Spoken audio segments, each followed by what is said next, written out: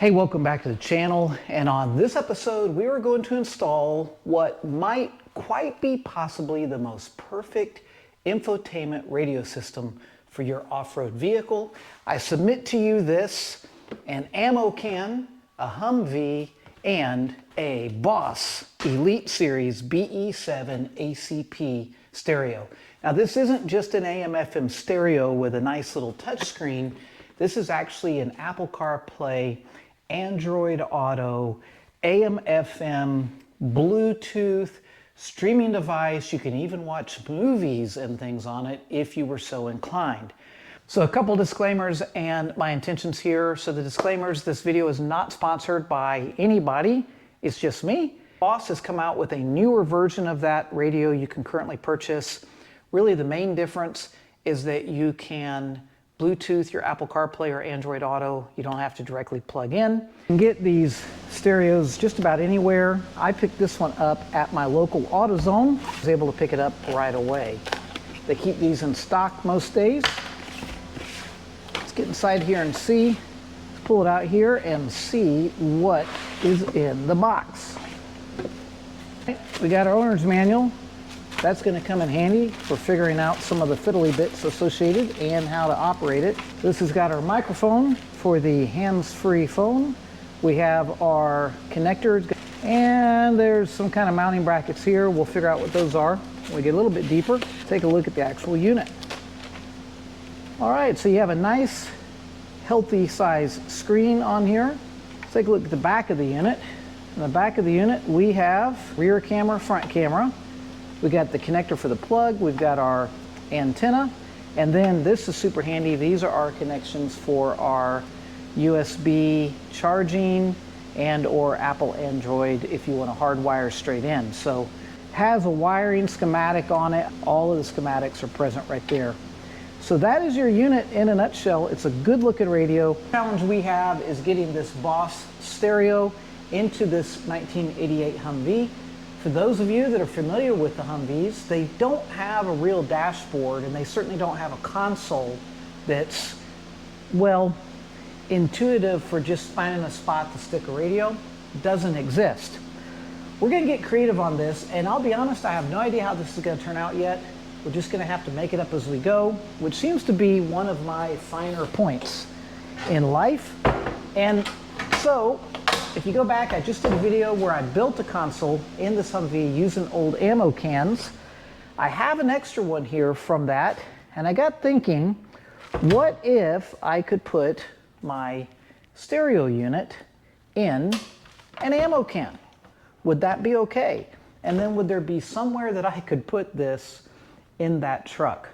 Well, that's going to be our goal. Also, I currently have a speaker system in there. It's amplified with a Bluetooth and an aux-in type unit. It's worked wonderfully well for all these years, but I'm getting ready to change that with this because this has an amplifier built in.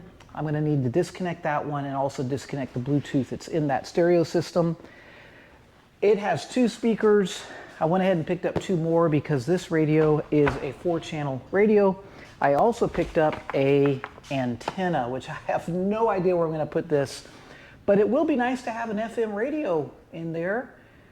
I just think it'll be nice. It'll just be kind of more normal for that. So we got some things here to get going, but the first thing I have to do is try to imagine a hole cut in this, a way to mount this, and then a way to get all these wires in and out and around. And as I look at it, we're going to definitely be putting holes in the back of this box. I don't see a way around that, but let's go look inside the truck and see what might work. So here is the surface that we have to work with. I've sat in the truck for the last 20 minutes looking at things. What we're going to do, I've got to have a box to put that in, obviously. I think what I'm going to do is cut this out and also cut the bottom off. But I think the ultimate fix is going to be to put that on the dash above the vent system right here.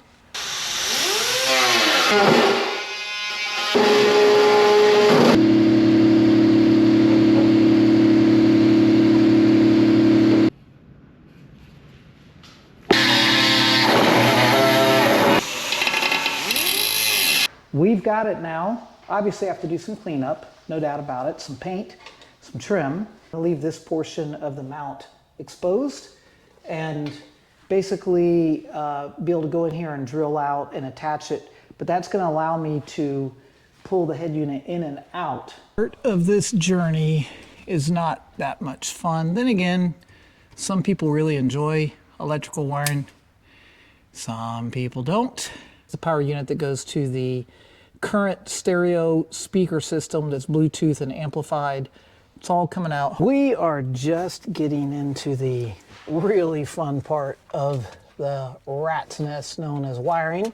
You know, the next part is basically soldering that in. I've got to make sure I have more than enough slack up and over to tidy all of this up. My Boss stereo speakers come with a template, as you could imagine, and I'm gonna have to cut that out.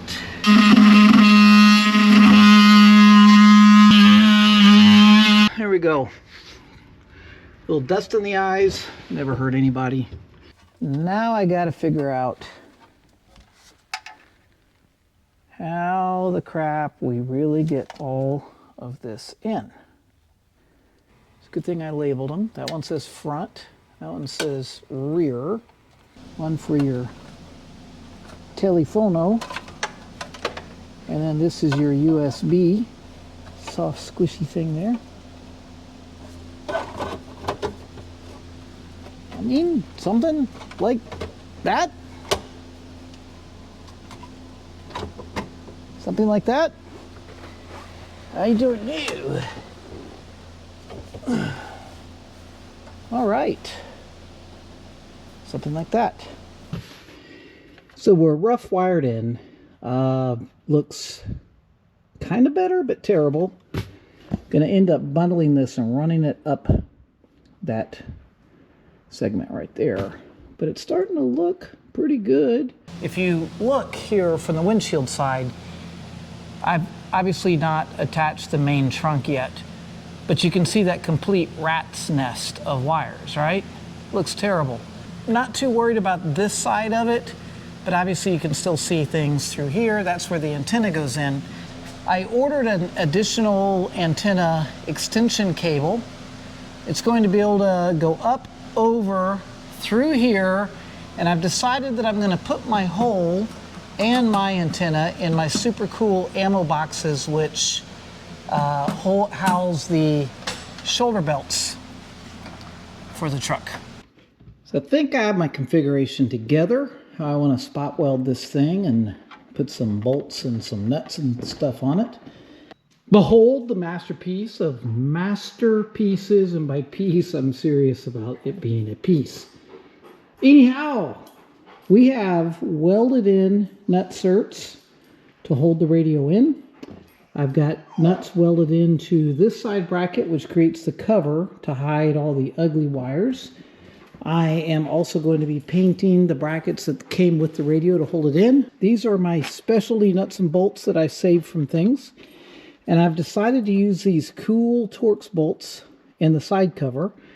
And then I'm going to use these really cool bolts to actually hold the radio into the housing. I have a bolt like this on a nice washer that is holding the unit in the front to the factory nut cert. Our Krylon camo, you can buy this at Lowe's and other places. Check it out. This is our main stereo box. Since you last saw it being painted, it's dry. I've used Gorilla Tape as an insulator here to make sure that our sharp edges are well covered. And on the back of it, it is a blackout. The reason for the blackout is because when this sits in the front window of the truck, you see the edges of it, and I want that to just kind of disappear. This part here, I really like this guy. So this is the wire loom cover, right? And then on the radio, as opposed to building out another piece of trim in metal, I went ahead and used the blackout tape here. So I've blacked that out where it shows. We've got our edges painted green. All right, since you saw me last, I disassembled the rear brakes on this, so it's up on the lift. It's stuck here right now waiting on some parts, but that's okay. We can still hop inside and check out the finished product. So come on, let's go check it out.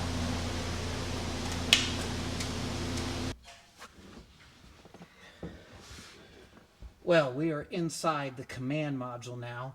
What do you think? Here is the final product. We've got our nice green paint on here. We have our fancy Bolt hardware covers. Got our stereo installed. We got our blackout trim around here. I think it turned out really, really nice. I used my opening in the bottom to drop them out of here. We will cable manage these as we go. These have to be plugged into your lightning cords from here, and then you can hook them up. Let's turn this on and take it for a spin, so to speak. Get it powered up. It takes a few moments for the initial system to boot. And once we are on board, we're going to get the disclaimer, caution, danger, warning. Yep, I agree. All right.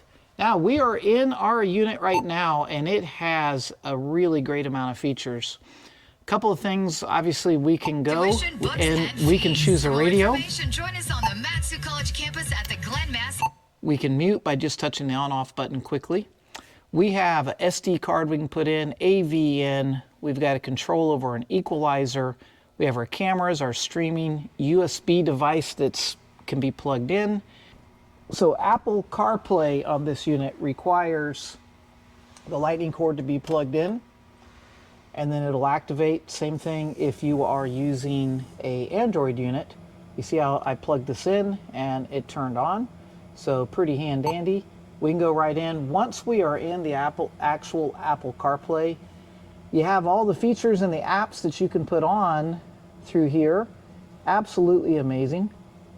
You can play your music. Anytime you want to get out of your Apple CarPlay or whatever, you're just going to hit that Boss Elite button.